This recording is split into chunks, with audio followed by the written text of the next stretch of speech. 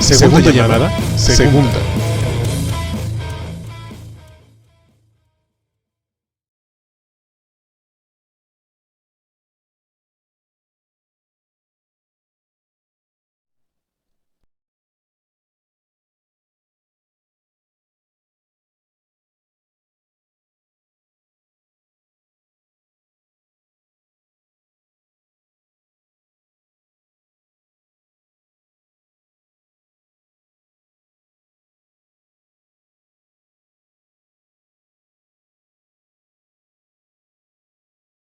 Esto es tercera llamada.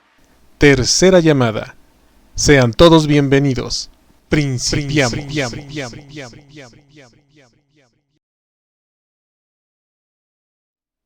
Hola, sean bienvenidos una vez más a una emisión de Miércoles de Chicharrón, aquí en ¿A Poco No?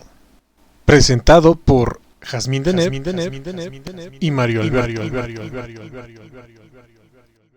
¿A poco no? Comunicación de la ciencia. Conocimiento libre para todos.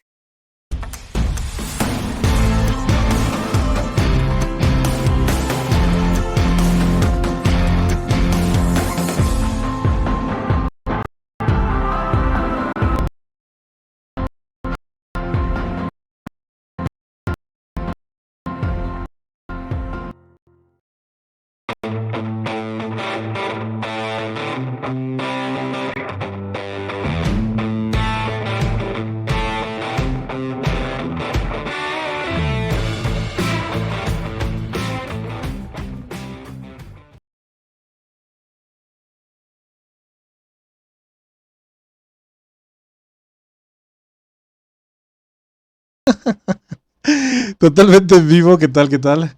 Bienvenidos, una vez más estamos el miércoles de Chicharrón. Yo sin encender los micrófonos, pues sí está canijo, pero pues ya ni la muelo.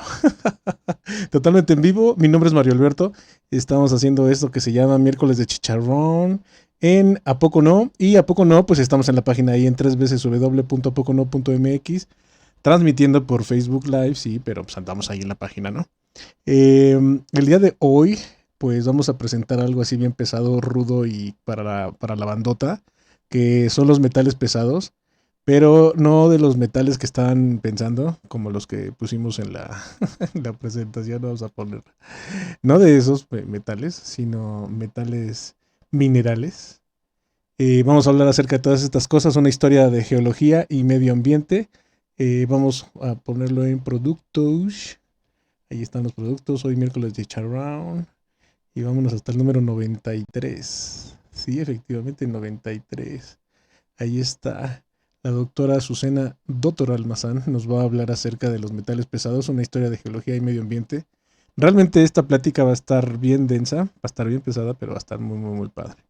Vamos a ver qué están haciendo las chicas. Ay, las tengo. Esto no sale, está, tranquilas. Totalmente en vivo. No hay goles el día de hoy, para que no me digan nada. El único, bueno, sí, el único que vamos a poner es que ya casi, sí, ya me odian, pero ya casi somos 100,000 personas en YouTube. Por favor, acudan a YouTube. Es más, vamos a cerrar aquí y vámonos a YouTube. Oje, dices de ahí y dices de acá y dices de ahí en YouTube. Por favor, denle ahí campanita, like y todo. Subimos los diferentes chicharrones que vamos haciendo ahí en ¿A Poco No? Nótese, casi ya somos 100,000, nada más nos faltan 99,784. Perfecto. Ahí nos vemos, cuídense mucho. Encendemos el micrófono para el escritorio. Listo. Apago el mío. Ahí nos vemos.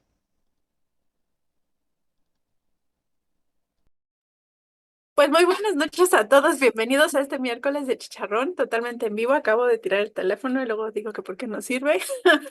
Pues hoy es 21 de septiembre y tenemos la dicha de contar con la presencia, como lo dijo Mario, de la doctora Azucena Doctor Almazán. Hola Azucena, ¿cómo estás? Buenas noches. Hola, ¿qué tal? Buenas noches. Muchas gracias por este espacio y esperemos que disfruten lo que les vamos a presentar. Sí, seguro lo vamos a disfrutar mucho. Nunca está de más aprender cosas que seguramente tenemos ahí a nuestro alrededor y ni siquiera nos hemos dado cuenta. Yo sigo aquí patriótica. Bueno, les recordamos que estamos transmitiendo por diferentes páginas de Facebook. Estamos por La Mat Comunicación, por las diferentes páginas de Ciencias TV y, por supuesto, estamos en ¿A Poco No? Déjanos ahí sus comentarios, compartan esta charla de Azucena para que llegue a más personas. Y todos los comentarios que ustedes tengan los pueden hacer en el chat de cualquiera de esas páginas y nosotros le daremos seguimiento. Y si son preguntas, bueno, pues se las haremos a Azucena en este examen final que tenemos siempre después de su charla. Eh, pues para no enrollarnos más, voy a presentarles a la doctora Azucena. Ella es geóloga por la Universidad Autónoma de Guerrero, con una maestría y doctorado por el Instituto de Geofísica de la UNAM. Ella ha participado en congresos nacionales e internacionales de geoquímica e isotopía ambiental y también de minería. Tiene artículos publicados en revistas científicas arbitradas, como por ejemplo Chemical Geology, Applied Geochemistry, BST, también en otras revistas como por ejemplo la Revista Mexicana de Ciencias Geológicas, solo por mencionarles algunas. Ella ha realizado trabajo de divulgación científica en radio, elaborado en la revista Helix de CONACYT y en la Jornada Ecológica. Fue postdoctorante en el Instituto de Geología y Cinvestav Mérida. Imparte clases de licenciatura y posgrado y ya llegando a sus hobbies, bueno, pues ama leer y disfruta profundamente del cine. Al ratito le vamos a preguntar cuál fue su última película que fue a ver. Bueno, pues sin más preámbulo, vámonos a un videíto y regresamos con Azucena. No se vayan.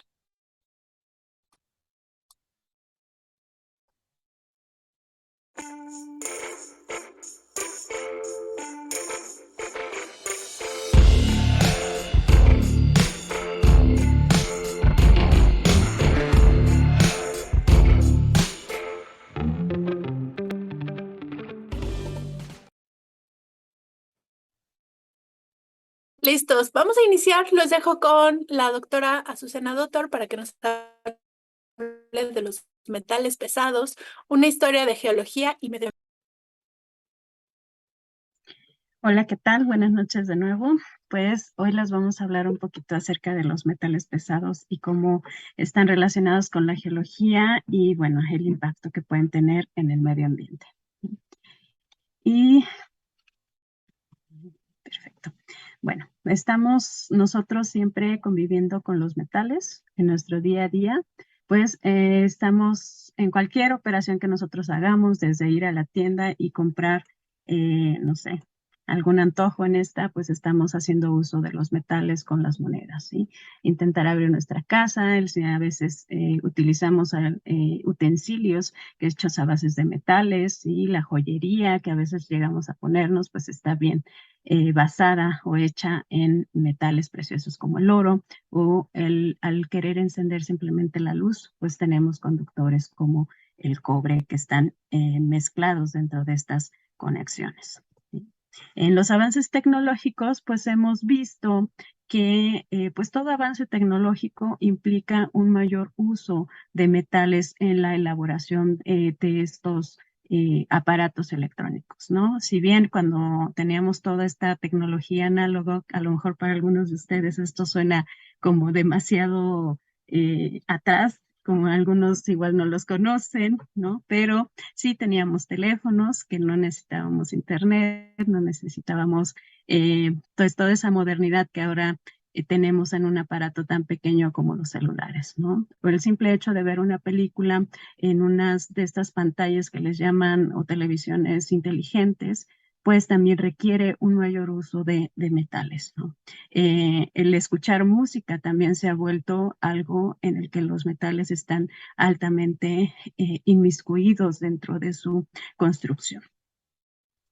Y bueno, echamos un vistazo a nuestro celular, ¿sí? Nuestro celular, si nosotros nos podemos analizar parte por parte de nuestro celular, pues vemos que prácticamente tenemos una tabla periódica en nuestro celular. ¿sí? Tenemos desde los componentes de nuestra pantalla que contienen elementos tan raros como cosas que se llaman indio, estaño, que yo creo que no son nombres que conocemos o que usamos en nuestro vocabulario todos los días, ¿no? Pero están presentes. Tenemos el uso de cobre, por ejemplo, en microcomponentes dentro de nuestro celular, y un elemento que es muy importante que se utiliza en los celulares es el níquel, porque el níquel es el que nos va a permitir que nuestro teléfono funcione bien, evita las interferencias, por ejemplo, con otros componentes dentro de nuestro teléfono, e incluso cuando enlazamos a la llamada, haciendo una llamada, pues el níquel se encarga justamente de evitar todas estas interferencias cuando hacemos esas llamadas, ¿sí? Otros elementos que no son metálicos, pero que son muy importantes dentro de nuestros teléfonos, es el silicio. El silicio recubre nuestros chips para evitar que se quemen durante el funcionamiento de nuestro teléfono, ¿sí? Obviamente las uniones de todos estos componentes dentro de nuestro celular, pues usan metales para las soldaduras. Y no podemos olvidarnos de las baterías, ¿sí? De aquellos que le da energía a nuestro teléfono, pues contienen metales como el litio, como el cobalto, como el aluminio. E incluso la carcasa de nuestro celular, pues también contiene metales como el níquel. ¿Sí? Entonces, bueno, cuando ustedes agarren su teléfono, acuérdense de que llevamos todo eso en una mano, ¿sí? ¿Qué otras cosas podemos tener presentes a los metales? Bueno, ya vimos que en la vida diaria, pero resulta que en la medicina también están presentes los metales. ¿Por qué? Porque se ha descubierto, por ejemplo, que nanopartículas de oro se han estado utilizando con bastante éxito para tratar ciertos tipos de cáncer, ¿sí? Cuando nos piden estudios altamente especializados como la resonancia magnética nuclear, también están involucrados los metales. Necesitamos un campo magnético que está asociado con minerales ferromagnéticos, valga la redundancia, y aquellos medios de contraste que se utilizan para dar color a nuestro interior cuando realizamos estos estudios, pues utilizan un metal que se llama gal, ¿sí? Y así podemos ir viendo, por ejemplo, el cobre es un bactericida ampliamente utilizado en los hospitales para la limpieza continua de superficies. El aluminio está involucrado en ciertos medicamentos para tratar, por ejemplo, úlceras gástricas. El titanio es el campeón de las prótesis. Es un metal que se le llama biocompatible porque no presenta reacciones adversas dentro de nuestro organismo y por lo tanto lo hace muy útil para poder construir estas prótesis tan necesarias. El platino es otro metal también que está involucrado en la fabricación de los dispositivos para neuroestimulación, como en enfermedades como el Parkinson, ¿sí? Entonces, como vamos viendo, tenemos la presencia de estos metales en todos lados y obviamente los alimentos no podrían estar pues excluidos de esto, ¿no? Tenemos metales que se consideran micronutrientes esenciales. ¿Qué quiere decir esto? Que necesitamos cantidades muy, muy pequeñas para el buen funcionamiento de nuestro cuerpo. Y no solo de nuestro cuerpo, también los organismos, los animales también, y las plantas también necesitan micronutrientes, ¿sí? Entonces vamos a tener al zinc, al selenio y al hierro como de algunos de los metales que pueden estar haciendo este papel de micronutriente. ¿Qué más tenemos aquí? Bueno, ya les platiqué un poco acerca de cómo están involucrados los metales en nuestras vidas, ¿no? Pero en realidad, ¿de qué hablamos cuando decimos metales pesados? Ojalá fueran como estos, ¿no? Sería un buen rato de música para poder divertirnos, pero no, en este momento no hablamos de ellos. En este momento hablamos de esto, ¿sí? Es una tabla periódica en donde podemos ver pues todos los elementos que conocemos o que alguna vez hemos escuchado, ya sea en nuestras clases de química o en alguna otra situación, pero resulta que si nosotros nos centramos en esta parte media de la tabla periódica, podemos encontrar algo que desde el punto de vista químico se denomina metales pesados. Y desde este punto de vista, los metales pesados pues van a ser aquellos que van a tener un peso atrómico entre 63.5 y 200.59. Esto significa que este peso atómico menor dentro de todos estos elementos corresponde al cobre, por ejemplo, y el elemento o el metal con el mayor peso atómico corresponde al mercurio. ¿Qué otra cosa deben de cumplir estos metales pesados? Bueno, tener una densidad entre 4 y 7 gramos por centímetro cúbico. Es decir, imagínense que tienen, por ejemplo, un frasco chiquito, pequeño, como de ese tamaño de vidrio, en el que van a poner mercurio y ponen algún otro elemento en otro frasco del mismo tamaño. No sé, pensemos en silicio, por ejemplo, que es el principal componente del cuarzo.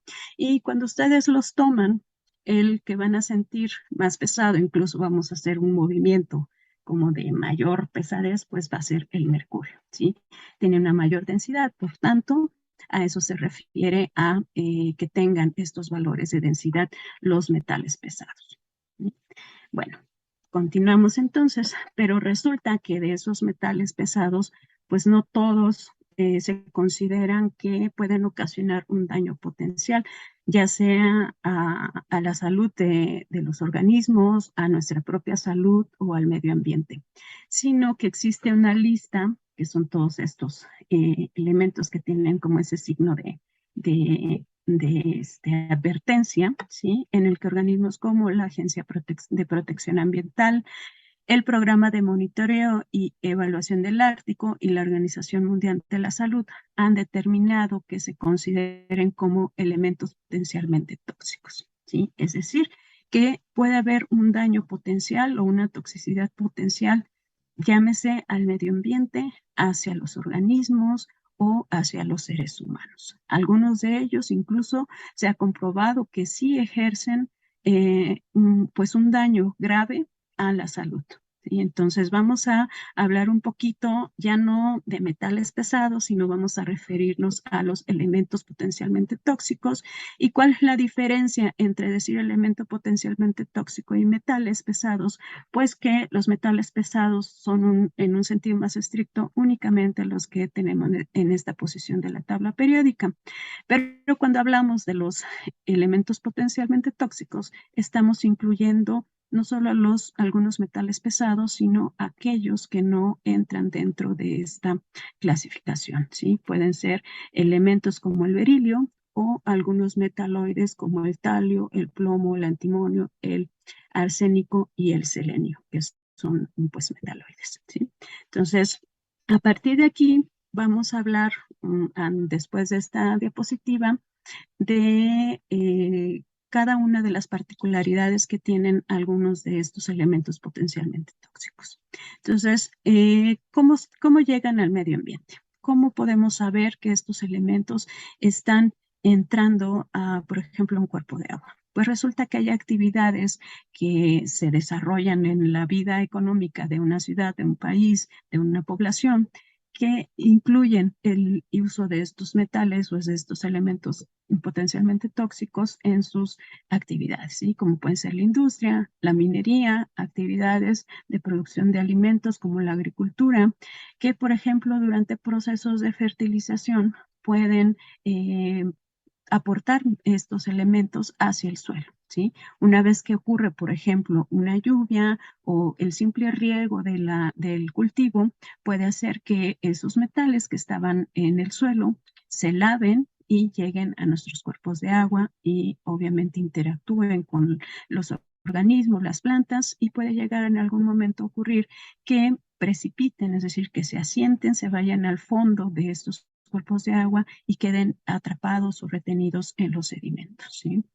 Algunas actividades como la minería, incluso las zonas urbanas también pueden aportar metales hacia el ambiente y, bueno, interactuar con todo lo que tengamos presente en nuestros cuerpos de agua, ¿sí? Y es aquí donde pues empiezan los problemas. Pero bueno, antes de continuar con esa parte, necesitamos saber que no todo, también dentro de esta lista de elementos potencialmente tóxicos, pues no todos van a representar no son de interés ambiental o con respecto a la salud pública. ¿sí? De esa lista que tuvimos en la tabla periódica, existe como un extracto dentro de los que se listan todos estos, ¿sí? Pero vamos a resaltar tres. Tres, ¿por qué? Porque son los considerados a nivel mundial los más tóxicos y que pueden ocasionar realmente daños graves a la salud humana y a los organismos, ¿sí? Entre ellos tenemos pues al arsénico, al mercurio y al plomo. ¿Y de qué depende que puedan hacer daño o no? Pues esa toxicidad va a depender de la forma química, ¿sí? Es decir, si ustedes se acuerdan de sus clases de química o alguna vez han leído que los elementos tienen estados de oxidación, ¿sí? Entonces, si nosotros en el caso del arsénico nos topáramos con algún compuesto que tiene arsénico 3, diríamos que no tendríamos que preocuparnos. ¿Por qué? Porque el arsénico, justamente como arsénico 3, el daño potencial que puede hacer es mínimo, ¿sí? Pero si resulta que este arsénico 3, por alguna razón, se transforma a arsénico 5, entonces en este punto sí debemos de estar alertas, sí debemos de considerar que puede haber un daño potencial, ¿sí? Pueden desarrollarse daños que pueden ser irreversibles. ¿Sí? Con respecto al mercurio y al plomo, sucede lo mismo, ¿no? En su forma elemental, que es como mercurio, como el que vemos en los termómetros, por ejemplo, o el plomo en su forma de plomo 2 más, pues pueden considerarse estables, que no pueden generar algún daño potencial. Pero cuando ocurren interacciones con compuestos orgánicos o con algún proceso que en el caso del mercurio lo transforme a metilmercurio y en el caso del plomo empieza a interactuar con biomoléculas, es aquí donde también se tornan tóxicos para el medio ambiente, para los organismos, para los humanos, ¿sí? Y bueno, vamos a ahondar un poquito en esto y vamos a hablar, por ejemplo, del mercurio. ¿Qué pasa con el mercurio? Pues resulta que el mercurio en sus fuentes antropogénicas, que quiere decir esto, que las fuentes están relacionadas con actividades humanas, ¿sí? Tenemos algunas naturales, como son las emisiones volcánicas, pero tenemos fuentes que están relacionadas con la generación de energía a base de carbón o la minería, incluso también puede liberar mercurio. Cuando ese mercurio entra en contacto con el agua, puede transformarse a metilmercurio, que ya vimos que es la forma tóxica de este metal, ¿sí?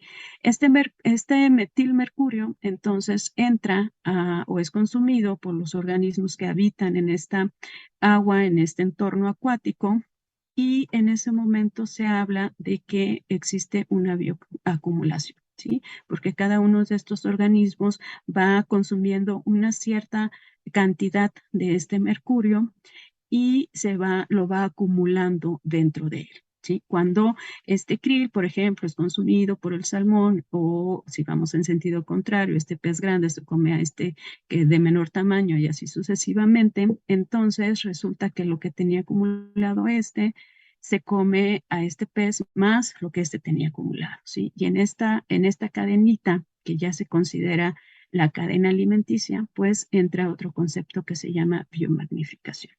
Entonces, como esta forma metilada del mercurio es muy tóxica, incluso hay regulaciones de la cantidad de pescado que uno puede consumir a la semana, al mes, dependiendo del tipo de pescado que querramos consumir o que esté disponible, justamente por la cantidad que puede contener cada uno de ellos, ¿no? Y esto de acuerdo con organismos como la EPA, ¿no? En donde podemos encontrar, además de estas fuentes, el mercurio. ¿Qué otras fuentes pueden liberar el mercurio? Pues obviamente pues la industria minero-metalúrgica, ¿sí? Algunos fungicidas, las lámparas de vapor de mercurio, catalizadores y nuestros termómetros caseros también pueden contener mercurio. ¿Qué hace el mercurio en su forma metilada en el organismo? Pues simplemente, bueno, no simplemente, nos puede hacer mucho daño, ¿no? Nos puede afectar nuestro desarrollo neurológico, a lo mejor en el caso de los niños, afectar a nivel reproductivo, daños en riñones, daños en hígado, también pueden presentarse. Ahora, vamos con el plomo. El plomo, al igual que el mercurio, pues también tenemos distintas fuentes, ¿no? Pueden ser desde aleaciones. Se volvió muy famoso, llamó mucho la atención este elemento cuando se dijo que está presente en el barniz que se utiliza para dar ese brillo a la cerámica y al barro. ¿Sí? Durante la época de los 90, en las gasolinas que contenían plomo en su forma de tetrametilplomo, pues también llamaron mucho la atención sobre este elemento. Lo podemos encontrar en cuestiones tan diversas como las pinturas, los pigmentos, la fundición de metales, nuevamente, podemos tenerlo ahí presente. Y una de las cosas que ocasiona el plomo en los organismos, hablando del cuerpo humano, es una enfermedad que se llama saturnismo, que está relacionada con justamente estas líneas oscuras que se presentan en la raíz de los dientes, ¿no? Además de afectaciones neurológicas. Y una de las cosas muy importantes con las que hay que tener cuidado con el plomo es que el plomo es químicamente muy parecido con el calcio, por lo que puede reemplazarlo dentro de nuestros huesos y obviamente afectar la resistencia de estos. Y el otro elemento del que hablamos es el arsénico. El arsénico es un elemento que también es muy interesante, obviamente tiene una toxicidad pues bastante probada, pero está relacionado con su presencia en cereales y en el agua. ¿Sí? Está relacionado con diversos tipos de cáncer que se pueden desarrollar en el cuerpo cuando hay una exposición crónica, un consumo crónico de este elemento pues a través de nuestra dieta. La enfermedad que causa se llama arsenicosis y bueno, las afectaciones son diversas, desde daños al sistema nervioso central, a la respuesta inmune, en cuestiones reproductivas y puede afectar a todos de igual manera.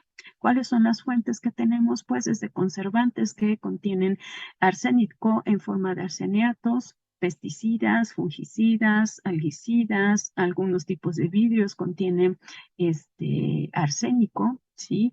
Obviamente tenemos la industria metalúrgica también, en donde durante sus procesos puede liberar este elemento al medio ambiente, pigmentos, textiles, los fuegos artificiales con la generación de luces azules. En estos fuegos está relacionado con el uso del arsénico. En México, por ejemplo, tenemos este elemento ampliamente distribuido en el país, ¿sí?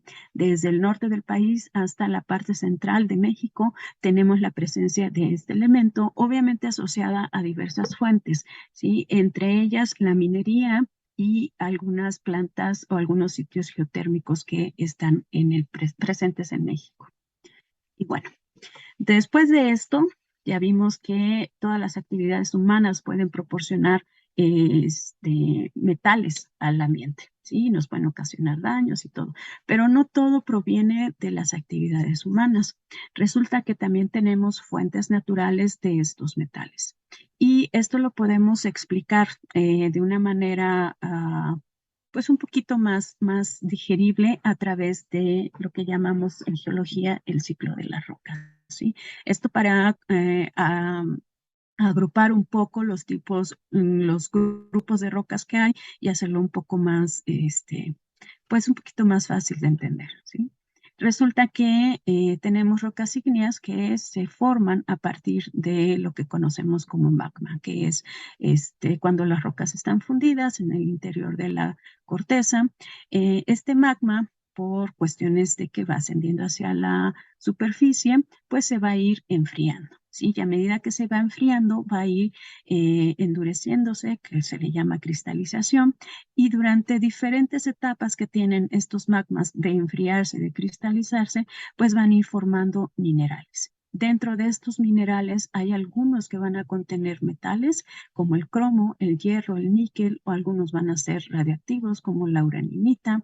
Pueden contener berilio, ¿sí? Aluminio, trazas de otros elementos que también pueden ser de interés económico como son los elementos de tierras raras.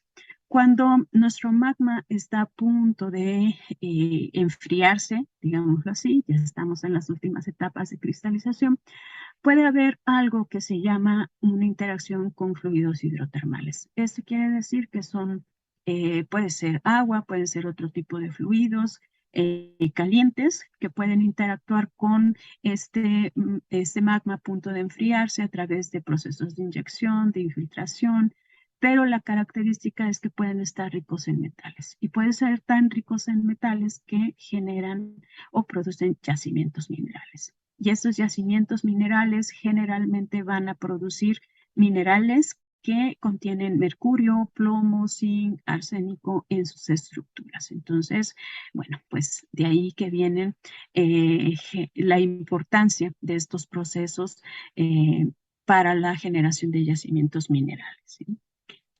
Siguiendo con nuestro ciclo de las rocas, dejamos el interior, vamos hacia la superficie y resulta que todas las rocas que están sobre la superficie pueden sufrir distintos procesos para formar otras que se llaman rocas sedimentarias.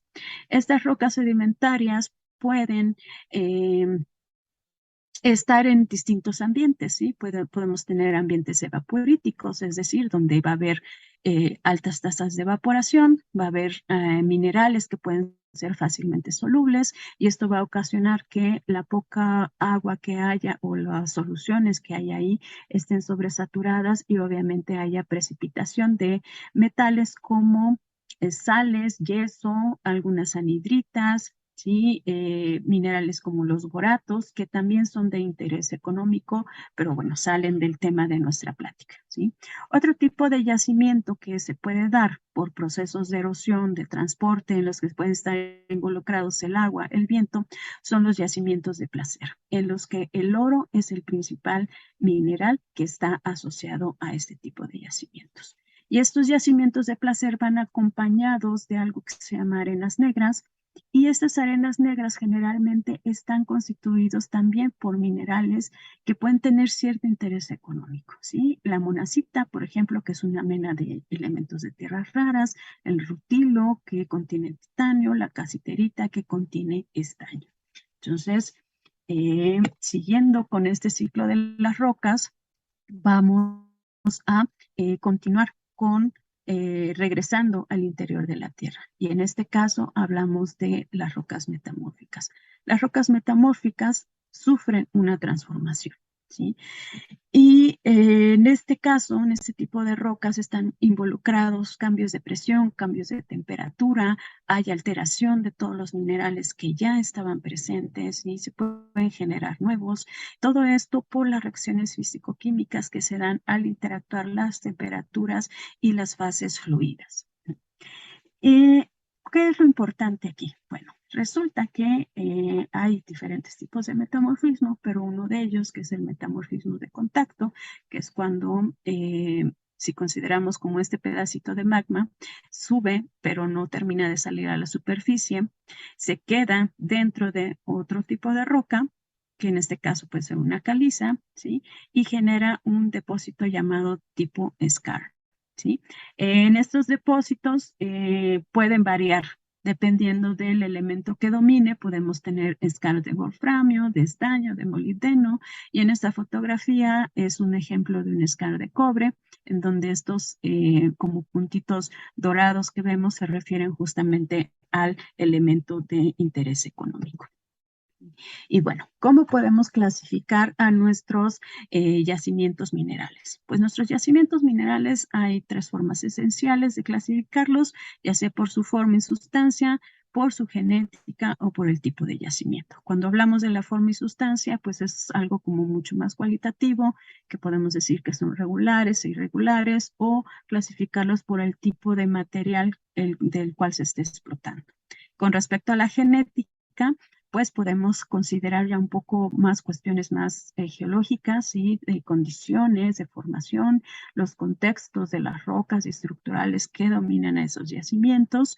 Y cuando hablamos por tipo de yacimientos, cuando tenemos ya un estudio riguroso sobre ese yacimiento, es decir, sabemos qué tipo de roca está asociada, conocemos la geología del área, hay estudios de metalogenia, hay cuestiones de geología histórica de esa área, y una cosa muy importante que son las evidencias. Estos núcleos que nosotros podemos tener de esos yacimientos minerales nos van a permitir en todo su conjunto clasificar a mi yacimiento si es de tipo masivo, si es estratiforme, si son betas, si son de placer, si son diseminados, ¿sí? Etcétera. Entonces, bueno, esta es la manera en que nosotros podemos ver las clases de yacimientos que tenemos. Y bueno, hemos hablado que hay consecuencias a nivel de afectación de salud de los organismos por la presencia de estos elementos potencialmente tóxicos en el ambiente. Sin embargo, también vimos la parte de las fuentes naturales y vimos que durante estas fuentes naturales se pueden generar yacimientos. Pero para que un metal esté disponible, que se puede dar de manera natural también, existe una actividad extractiva que es muy importante para nuestro país, que vamos a ver un poquito más adelante, que es la minería, ¿sí? Y la minería tiene también consecuencias ambientales, pero para poder llegar a eso necesitamos conocer las etapas de la minería. La primera de ellas corresponde a la prospección. La prospección, yo tengo que ir al campo, tengo que ver las rocas, tengo que haber seleccionado previamente un área de acuerdo con a lo mejor análisis previos o simplemente voy y encuentro rocas que me son interesantes para saber si contienen minerales. Entonces tengo que saber qué hay y dónde está. Una vez que defino esta parte, paso a la segunda etapa, que es la etapa de exploración, en donde yo analizo mi muestra de roca que me traje de esta primera etapa y determino cuánto tiene. Si esa cantidad que tiene es económicamente redituable, entonces digo, ok, empezamos a hacer los accesos y a partir de aquí vienen las etapas de explotación y luego beneficio, que es justamente estas etapas donde debemos de tener las alertas ya aprendidas. ¿Por qué? Porque durante la explotación pues se van a construir las minas, ya sea subterránea o a cielo abierto, se empiezan a notar estos impactos. Hay remoción de vegetación, hay aperturas de caminos, hay compactación de suelos, justamente para generar los accesos. Posteriormente, empiezo con el beneficio. Durante el beneficio de estos metales quiere decir que yo voy a recuperar, porque cuando yo saco de aquí mi mineral, no viene solo, no viene listo para comercializarse. Tengo yo que hacer una recuperación y esta recuperación se puede hacer por distintos métodos. Y justamente aquí en este punto es donde empezamos a generar una cosa que se llama jales mineros, que es como el desecho de todos estos procesos, lo que no me sirve, lo que no me interesa económicamente, para llegar al proceso de fundición y poner mi metal listo para comercializarse. Y bueno, cuando todo esto se acaba, empieza la última etapa, que es el cese de actividades. Y el cese de actividades, pues debe existir un plan de cierre. Pero bueno, de estas etapas nos vamos a concentrar en qué ocurre aquí. Y una de las cosas que ocurre es esto, ¿sí? Se ve muy impactante la fotografía, pero es algo común en las zonas mineras, ¿sí? Y es algo que se llama drenaje ácido de mina. Ese drenaje ácido de mina no es más que un lixiviado, es decir, un líquido que es rico en metales. Es un líquido muy ácido, pues tenemos pHs inferiores a 2, entre 2 y 4, o pueden ser menores, y se generan cuando estos residuos mineros que les comentaba, que se llaman jales, pueden quedar expuestos a la intemperie, ya sea que interactúen con agua de lluvia, se lavan, y toda esa agua que escurre empieza a lavar todos los elementos que contiene estos jales mineros, ¿no? Pero resulta que si además estos jales empiezan a interactuar ya no con el agua de lluvia, a lo mejor están inundados, empieza a evaporar esa agua y esa evaporación va a propiciar que se generen condiciones de oxidación que nos va a generar nuevamente acidez, va a producir algo que se llaman sulfatos, que son unas sales bastante solubles y que generalmente van relacionados con otros elementos. Y entonces empezamos a disolver estos sulfatos y vamos a tener pues estos elementos, ¿no? Metales, yo aquí solamente puse algunos, el cobre, el zinc, el cadmio, mercurio, plomo, arsénico, pero podemos tener lo que a ustedes se les ocurra. ¿Sí? Entonces, este es uno de los mayores impactos de la industria minera, ¿sí? Y es un problema ambiental a nivel mundial. no solamente en México, sino en todas las regiones en donde la minería es una actividad económica presente. ¿Y qué es lo que controla a esta o qué genera este drenaje ácido de mina? ¿Sí? Pues la oxidación de un mineral que se llama pirita, que es este que tenemos aquí. Esta pirita contiene hierro y contiene azufre. Cuando se mezcla con agua y además interactúa con el oxígeno de la atmósfera, ¿qué es lo que va a hacer? Va a liberar sus componentes, va a liberar el hierro, va a liberar sulfatos y va a liberar iones que se llaman H+. Y entonces es aquí donde la acidez empieza a ser presente. Cuando estos residuos comienzan o interactúan nuevamente con el agua, con la atmósfera y con el resto de los minerales que pueden estar presentes en el yacimiento o en los jales mineros, pues es cuando empezamos a tener problemas. ¿Por qué? Porque justamente se van a empezar a liberar no solo el hierro, el arsénico, el plomo, el zinc, el cadmio, el cobre, pueden liberarse a través de la oxidación, o sea, de la acidez que genera el que se oxide esta pirita. Y bueno, hasta ahí es como la primera parte de la plática, saber de qué son los metales, por qué se llaman potencialmente tóxicos, cuáles son las fuentes, cómo se forma un yacimiento, cómo se clasifica y cuáles pueden ser los problemas ambientales que pueden ocasionar. Pero, ¿por qué es importante hablar de esta actividad? ¿Cuál es la importancia de la minería? Pues resulta que en México es un país minero. ¿Sí? Así como tenemos yacimientos de petróleo, también tenemos minas. Y México es un país minero desde épocas prehispánicas. Se ha considerado uno de los mayores productores mineros a nivel mundial, sobre todo de plata. Ahora ya otros elementos como el oro, el cobre, el plomo y zinc también están considerados dentro de esta importancia a nivel mundial. Y bueno, tenemos yacimientos de clase mundial, es decir, de concentraciones y de elementos de interés económico a nivel mundial. Tenemos distintos yacimientos, tenemos de todo lo que se les ocurra, desde elementos no metálicos como el flúor hasta elementos metálicos como son el cobre, zinc, plomo, plata, oro. En el sur de México, la plata y el oro son muy importantes, yacimientos de hierro. Al norte tenemos los principales yacimientos de cobre, por ejemplo. Y recientemente el litio también está asociado al norte del país. Y confirmamos esto, ¿no? Esta es una nota que salió recientemente el 12 de septiembre en el que dice que México tiene 4 de los 9 mayores proyectos mineros del mundo. Sí, o sea, no es cualquier cosa. Prácticamente el 50% de esos proyectos mineros del mundo están en México. Y si echamos un poquito de ojo aquí a las cifras, pues podemos ver que el valor de esos metales pues ha ido aumentando desde 2015 hacia 2021. Entonces, realmente es una actividad extractiva bastante importante en nuestro país. Pero obviamente todos debe de tener una regulación. ¿Y quién se carga de hacer eso? Algo que se llama la Dirección General de Minas, en donde está la ley minera, reglamentos de la ley minera y todo lo relacionado hasta desde que se hace una adjudicación hasta que se pone en operación y cierre de una mina.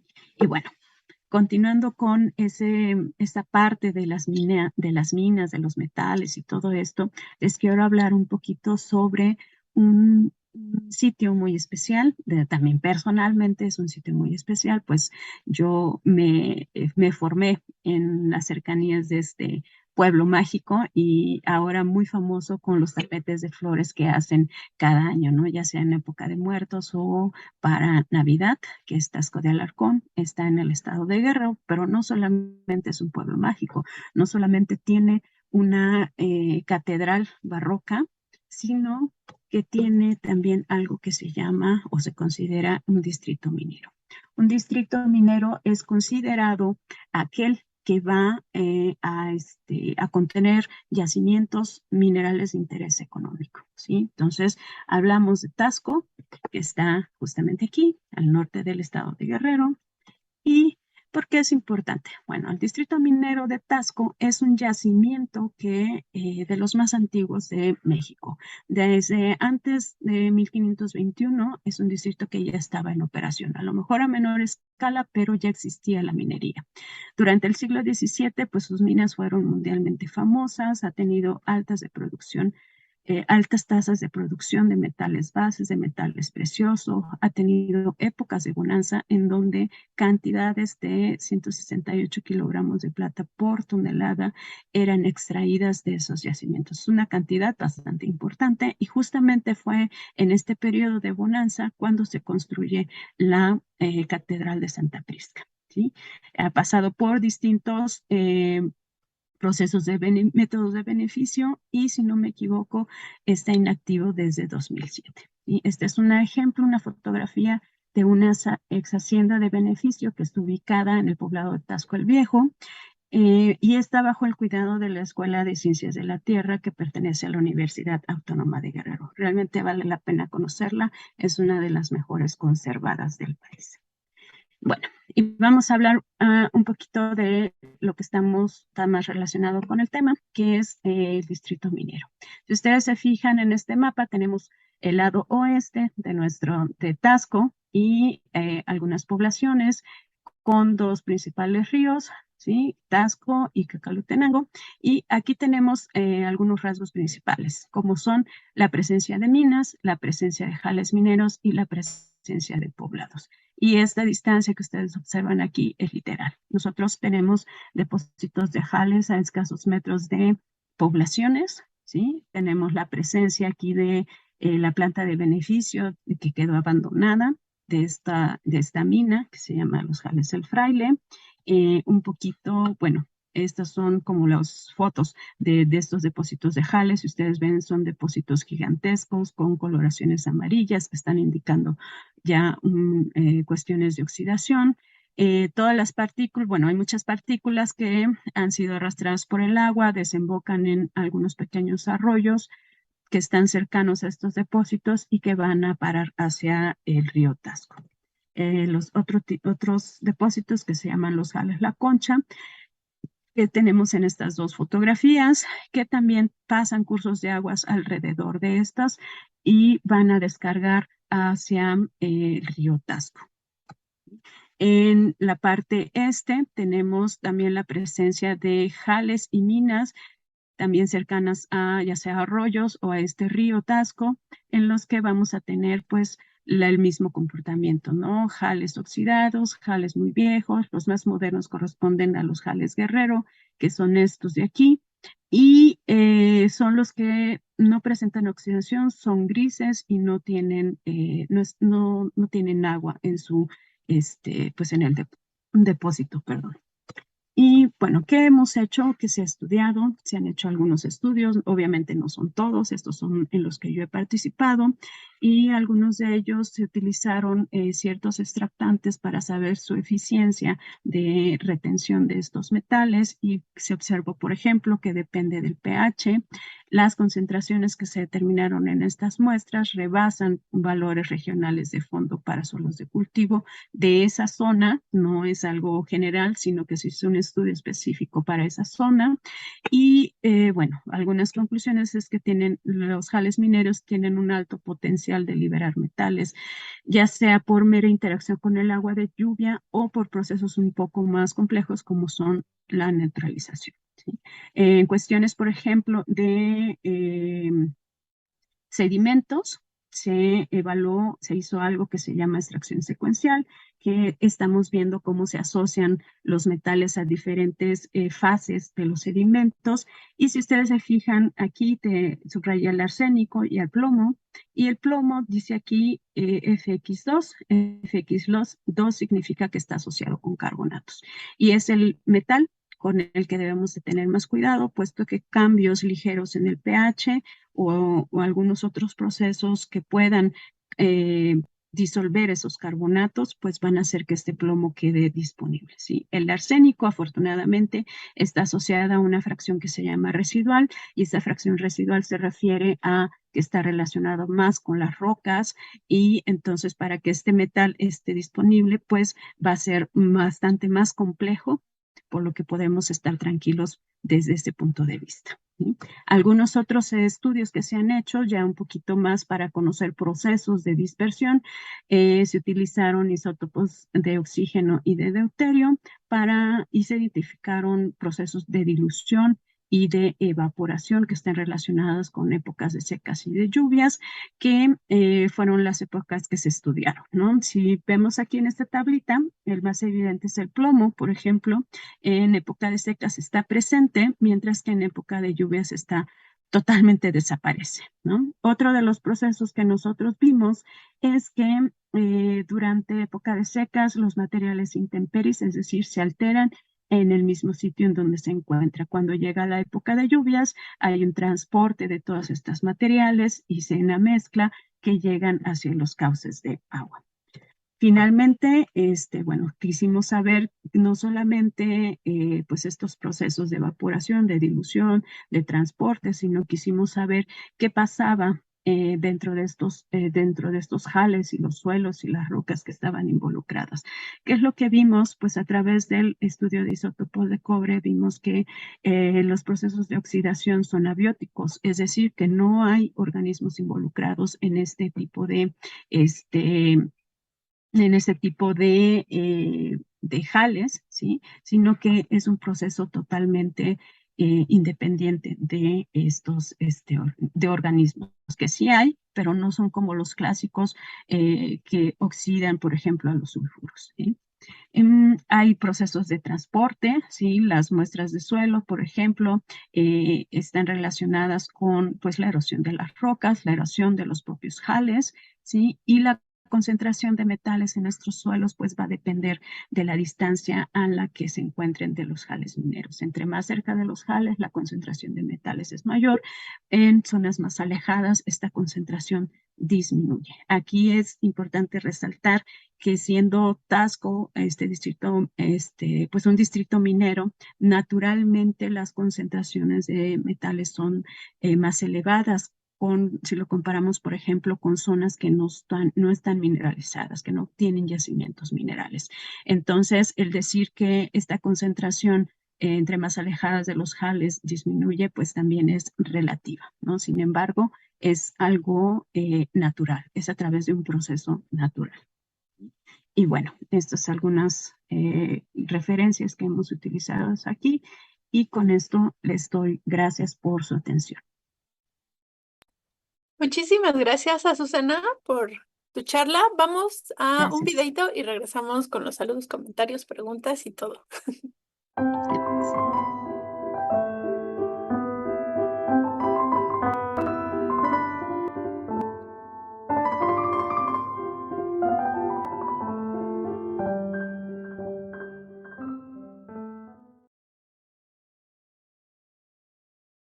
Listo, pues estamos de regreso. Les recuerdo que acabamos de escuchar a la doctora Azucena Dottor, que nos acaba de hablar de los metales pesados. Muchas gracias a todos los que están poniendo sus comentarios o han puesto sus comentarios a lo largo de la charla de la doctora Azucena. Tienes muchos, muchos saludos. Muchas Ya luego gracias. nos dices si vas a regalar puntos. O no. Tenemos muchos saludos. Por aquí anoté. eh, Tenemos muchos saludos de alumnos del campus Costa Grande de Tecpan de Galeana. También tenemos saludos en específico de la Facultad de Desarrollo Sustentable. Y saludos Gracias. desde Mérida, saludos desde Ciencias de la Tierra, en específico Taxco el Viejo. Entonces, muchísimas Muchas gracias a todos gracias. ustedes que se han estado manifestando. Por ahí hay una pariente también que se manifiesta. Y voy a hacerte un par de preguntas que hasta ahorita he visto y seguramente ahorita surgirán más conforme se les haya quedado alguna duda, ¿no? Entonces pregunta Yael. ¿Cuáles son los límites fijados para la presencia de metales pesados en el agua de consumo humano? Uy, pues depende, ¿sí? Por ejemplo, el arsénico es 0.025 miligramos por litro, pero depende del elemento. No todos están normados, ¿sí? El arsénico, el plomo sí, afortunadamente. pero depende del elemento y depende también de, bueno, la legislación mexicana, obviamente tenemos normas y nos marcan estos límites, ¿no? Pero también están las normas internacionales. La EPA también marca ciertos contenidos de metales que debe contener el agua, de arsénico, de plomo, incluso la lista es mucho más grande con ellos, pero sí, por lo menos el arsénico es 0.025, ¿no? Pues podríamos generalizarlo a que podríamos buscar el nombre del metal y ponerle norma oficial mexicana, NOM, y buscarlo en algún buscador para que nos dé alguna respuesta, a ver si está La, confirmado o no. sí, la norma 127 es la que regula el contenido de metales en el agua. Ah, perfecto. Bueno, entonces ya lo saben, norma 127 y podemos encontrar por lo menos los metales en el agua. ¿Hay alguna para metales en suelo ya que estamos en ello? Sí, sí, también están normados y también están las normas mexicanas para eso y bueno, funcionan. De hecho, la norma del agua también ha habido algunas modificaciones recientemente. Entonces, bueno, pues hay que estar checando ahí como los cambios que suceden en la legislación. Sí, afortunadamente se siguen, a lo mejor no tan rápido como quisiéramos, pero sí hay Sí, cambios en la norma, ¿no? Algunas veces se hace un poquito más restrictivo conforme avanzan los conocimientos. así es. Mar te pregunta que si los pedacitos de mineral que vendían en las papelerías, por lo menos en sus tiempos, y también los míos, si eran metales, si eran los metales que decían o no, o sea, si nos vendían un cachito de oro. No creo, de oro sí no creo, posiblemente de los otros sí, pero de oro no creo, posiblemente era a lo mejor como pirita, que es lo que más se le llama como el oro de los tontos, ¿no? Porque se puede confundir muy fácilmente con pero no creo que haya habido oro en en estos minerales que compramos en la papelería. Para los jovencitos, no sé si lo sigan haciendo en las papelerías, pero tú ibas y así como te dan una monografía, había un cuadrito duro, como un cartoncillo donde venía el nombre del metal y una muestra de cada uno de ellos. Entonces eso se refiere Mar con su pregunta. Muchas gracias, Azucena. Me voy con la siguiente pregunta, pero antes de leerla les voy a decir que dejen sus preguntas en el chat. Estamos compartiendo esta charla por la MAD Comunicación, por Ciencias TV y también por A Poco No. Estamos viendo cada uno de esos chats. Si tienen alguna pregunta, nosotros se la hacemos llegar a Azucena en este momento. Y los invitamos a seguir nuestras redes sociales. Después de ese comercial, voy a seguirte leyendo las preguntas. Claro que sí. Eh, Esta fue muy al inicio, ¿no? Y decía que no sabía si ibas a hablar un poquito. Entonces, ¿sabes más o menos cuándo y o en dónde se dio el primer reporte de envenenamiento de metal, de algún metal pesado en el mundo? Uy, Y una así que eso te sí suene. eso sí me la ponen difícil. Un dato exacto no lo tengo, solo sé que, por ejemplo, el arsénico, digamos que el sitio emblemático de intoxicación por arsénico es Bangladesh, ¿sí? En donde se hace presente, se libera este metal cuando empiezan a perforar pozos para extracción de agua, ¿sí? Había una problemática sanitaria con el agua, que no se tenía acceso a agua limpia, ¿sí? Entonces, una de las soluciones que proponen era perforar pozos profundos y resulta que cuando perforan estos pozos profundos, pues liberan el arsénico y entonces se genera un problema de salud pública, pues, horrible. Entonces ese es como el caso emblemático, ¿no? De ahí pues tenemos problemas de arsénico en México, por ejemplo, Simapán, que bueno, la experta en esa área realmente es la doctora María Aurora Armenta del Instituto de Geofísica, pero pues es como el sitio de estudio del arsénico, la comarca lagunera también, y bueno, algunos otros sitios que hay aquí en México, pero digamos que el de referencia para todos es Bangladesh. Qué triste que por resolver una necesidad causaron un problemita más grave. Ahorita que Sí, estás comentándonos lo de México, ya me voy a ir con tres preguntas un poco más específicas, ¿no? ok. Ya yéndonos hacia el país. Marcelino pregunta que si este río Taxco ha presentado algún tipo de impacto ambiental por el escurrimiento de los jales minerales en tiempos de lluvia. Pues mira, sí se han hecho estudios justamente en época de lluvias, en época de secas y bueno, una de las últimas diapositivas que les presenté era justamente esto, ¿no? En el agua, por ejemplo, esa agua de estos ríos, eh,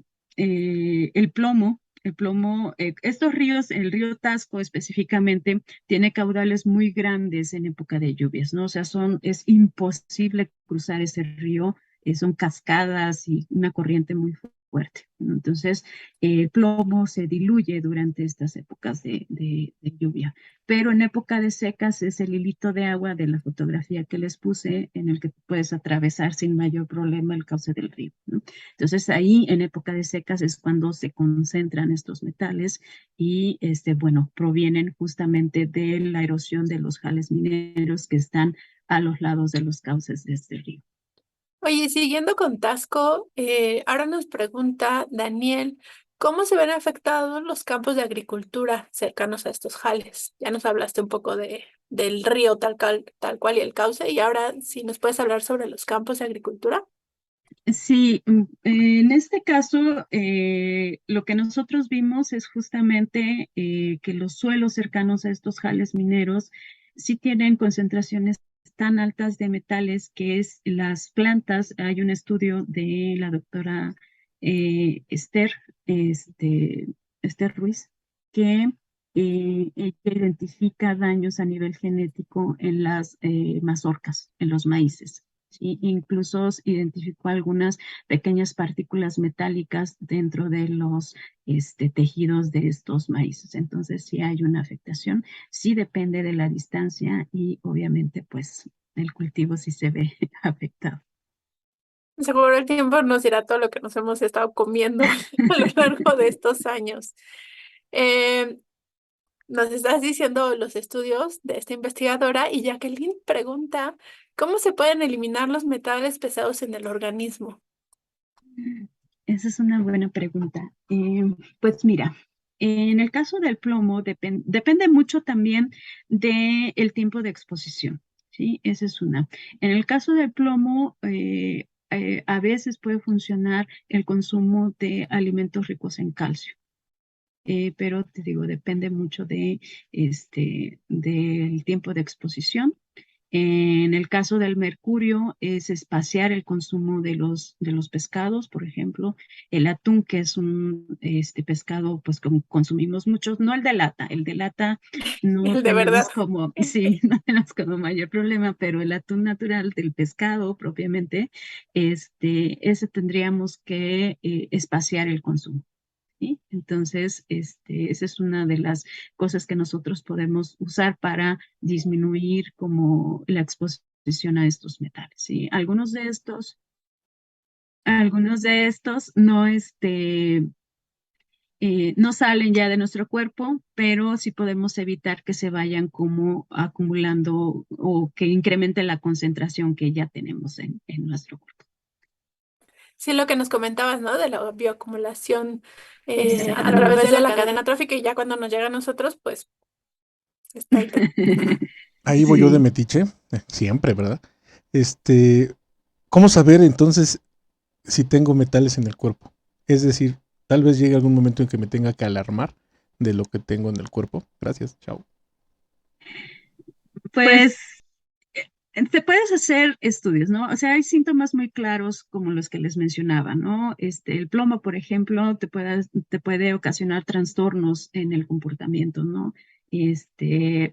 Tendría que hacerse como un protocolo muy específico para ver si está asociado con esto, pero hay análisis de sangre, hay análisis de orina, hay análisis de cabello para determinar la concentración de metales en el organismo.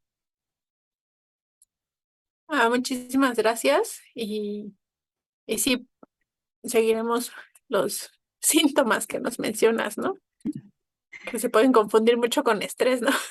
Sí, sí, sí, obviamente, pero te digo, hay que tomar en consideración pues muchos factores, ¿no? Uno de ellos es pues si vives en una zona minera, a lo mejor sí puedes estar afectada por estos metales, ¿no? O si estás en un trabajo en el que estás expuesto a cuestiones o productos que contienen estos metales, pues obviamente pues puedes considerar como la sintomatología asociada a, ¿no? O sea, no es algo como que todos estamos expuestos y todos vamos a morir y todos nos vamos a poner mal, ¿no? Debemos de considerar el contexto de cada uno. Yo de chiquita sí jugaba con el El mercurio mercurio. justo del que vendían ahí en las papelerías. Y miren, aquí estoy. Oye, voy a leerte dos preguntas. Una es de Juan y la otra es de Eugenia, que me Sí. parece que se acoplan muy bien porque es como el bien y el mal, ¿no? Entonces te las voy a leer completas. Sí. La primera es, desde su perspectiva, ¿cuál es el beneficio real a las comunidades rurales en las cuales se hace la explotación minera actual en el estado de Guerrero? Esa es una. Y la siguiente es, ¿qué es lo más recomendable? ¿Dejar los jales que tienen décadas en el sitio y con las lluvias se van deslavando y cae al río o que o que se los lleven a otro sitio para hacer un aprovechamiento secundario? Ok. Eh, con respecto a la primera pregunta, los beneficios hacia la sociedad, eh, pues mira, la minería en Guerrero ha estado, pues ha tenido como sus altibajos, ¿sí? Entonces, eh, pues digamos que el último boom que tuvo fue hacia finales del 2000, de 1999, 2000, 2006, en donde mm, pues las empresas estaban concentrando el mineral. El beneficio económico que tenían era que pues los artesanos del mismo pueblo, de la misma ciudad de Tasco, pues compraban la plata localmente y pues de ahí surge el mercado, que es como el principal motor económico de Tasco específicamente, ¿no? Entonces, yo creo que desde ese punto de vista, pues sí podría tener una ventaja el funcionamiento de las minas, ¿no? Específicamente en Guerrero, ¿no? Pero obviamente hay muchas otras problemáticas que están asociadas a esto, ¿no? Pero bueno, ha habido avances también, ¿sí? Se han logrado como hacer una comunidad entre las empresas mineras y las universidades, sobre todo con la Universidad de Guerrero, creo que la UNAM también está involucrada y se han logrado como llegar a acuerdos o a soluciones o búsqueda de soluciones justamente para reducir el impacto que tienen los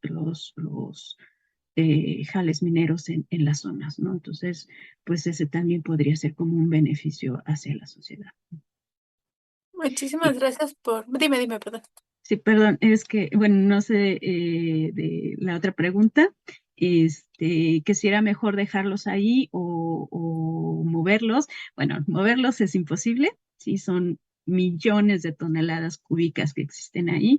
Y una de las propuestas que se hace para este tipo de jales mineros, porque son a veces jales ya muy viejos, ¿sí? Las empresas que estaban originalmente, pues ya no existen. Algunas se consideran pasivos ambientales y entonces entra en toda una disputa de quién es responsable, ¿no? Entonces se adjudica como a la empresa que está en ese momento y una de las soluciones que se propone es como reexplotar los jales mineros, ¿sí? Porque si ustedes recuerdan, hablamos de épocas prehispánicas donde los métodos de beneficio pues no eran tan eficientes, ¿no? Van cambiando con el tiempo, obviamente, pero aquellos jales que todavía tienen potencial de recuperación de algunos metales, la reexplotación es una alternativa y la otra son remediación a través de fitorremediación, humedales y barreras geoquímicas, que son como las propuestas que están circulando para la remediación de esos jales mineros. Muchísimas gracias por la respuesta a ambos casos. Gracias. Eh, ya nos estamos acercando al final. Voy a hacer dos preguntas más que tengo ya registradas en el chat. La Sí, dime. primera es de Andrés y dice, ¿en qué nos afectan los elementos potencialmente tóxicos a nosotros como humanos y medio ambiente. Ya nos has hablado varias veces, nos lo expusiste, nos lo contestaste a un momento. No sé si quieras agregar una última cosa o con la anterior ya es suficiente. Pues, pues son como las afectaciones que ya hemos visto, ¿no? O sea, todo lo que va a nuestro día contiene metales. Sí, yo creo que aquí, además del daño que pueden hacer hacia nosotros, también nosotros podríamos empezar a ver como el otro lado de la moneda, ¿no? La parte del consumismo, ¿no? Entonces, si ustedes ven su celular nuevamente, acuérdense de que está lleno de metales. Entonces, por favor, no lo cambien cada 6 meses, cada año. Traten de extenderlo lo más que puedan. Y bueno, eso sería como una contribución, aunque sea muy pequeña, para evitar seguir o aumentar esa demanda de metales, ¿no? Entonces, más bien ir en función del reciclaje. Sí, totalmente de acuerdo. Por favor, extiendan la vida útil lo más que se pueda. Eh, Tenemos otra pregunta. En Mezcala, Guerrero, actualmente se está explotando una mina de oro subterránea. Lo que se sabe es que este proyecto estará afectando al río Balsas, pero se pretende pasar de un lado a otro. ¿Cuáles podrían ser las consecuencias para este río? No sé si tengas algo de información.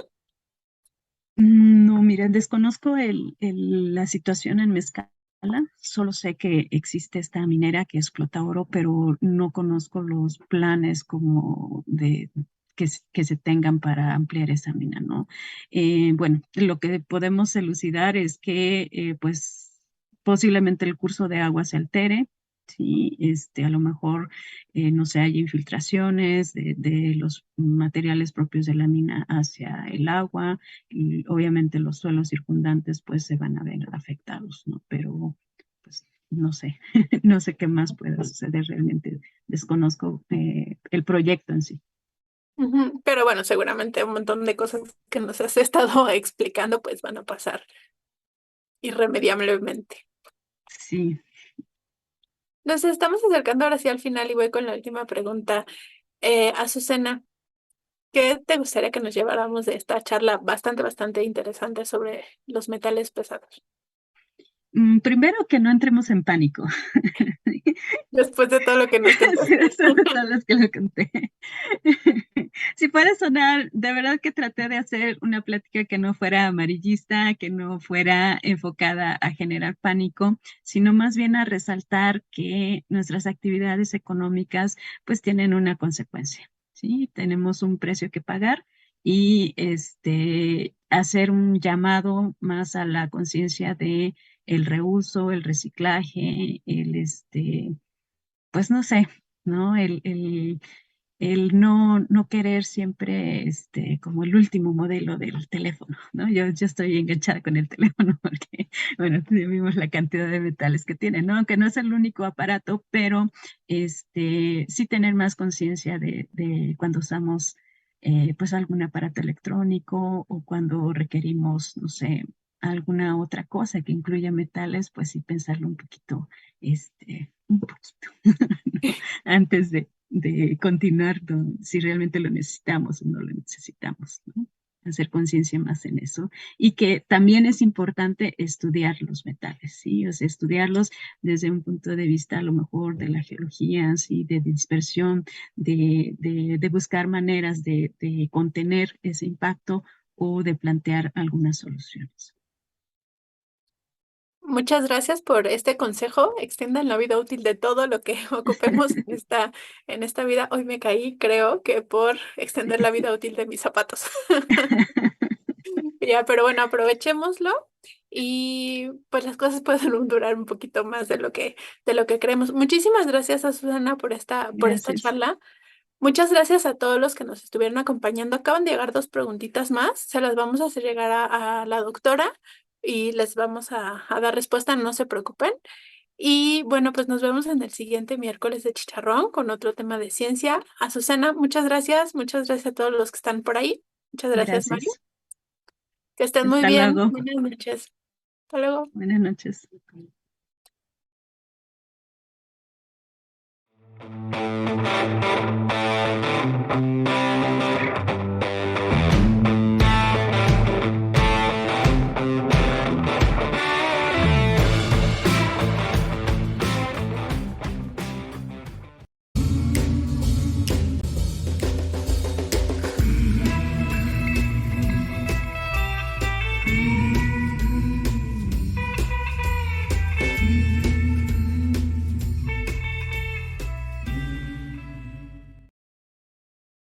¿A poco no? Comunicación de la ciencia. Conocimiento libre para todos.